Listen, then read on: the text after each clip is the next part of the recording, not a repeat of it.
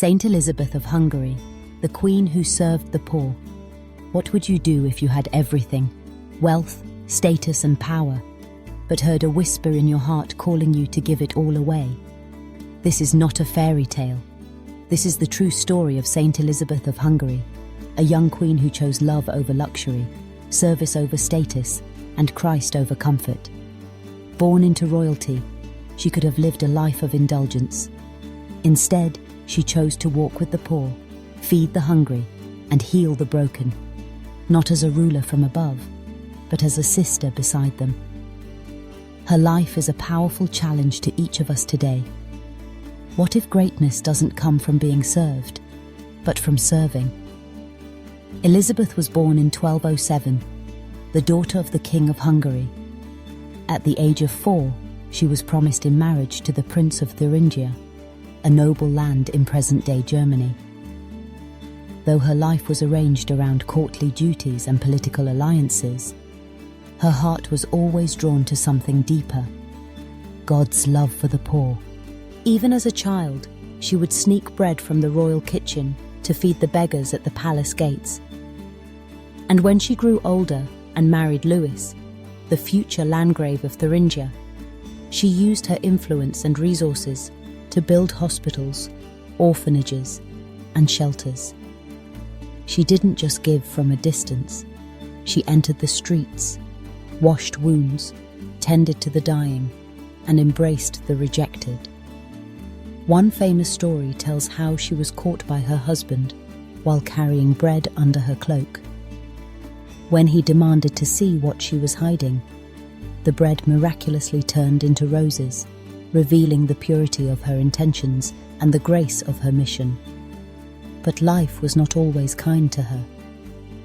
When her husband died during the Crusades, she was only 20 years old. His family, disapproving of her generosity, banished her from the palace. She found herself homeless, widowed, and with children to feed. Yet she never turned bitter. In fact, that was when her light shone brightest. She took a vow of poverty, became a third-order Franciscan, and continued to serve with joy and humility until her death at the age of 24. Elizabeth's story isn't just about a charitable queen. It's a revelation of a countercultural truth, that the deepest joy is found not in possessing, but in giving. That holiness isn't about position, it's about presence, and that the path to God often leads through the hearts of the poor.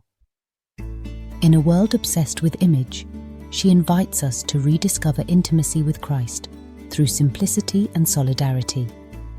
She reminds us that every act of love matters, whether public or unseen, that every hungry mouth is Christ, every wounded soul is sacred. Her radical compassion continues to echo across centuries, calling us to re-examine our lives. What are we clinging to that keeps us from loving freely? Where are we choosing comfort over calling? Are we willing to serve, even when it costs? Saint Elizabeth of Hungary shows us that you don't need to be perfect or powerful to make a difference. You just need a heart open to God and hands willing to serve. So today, what can you do? Can you listen more attentively? Can you give more generously? Can you love more courageously? Maybe it's a warm meal for a neighbor, a kind word to someone who feels unseen, a few minutes of prayer for someone who's hurting. These small acts, offered with great love, become miracles in the kingdom of God. Let Saint Elizabeth inspire us not only to admire her story, but to live its message.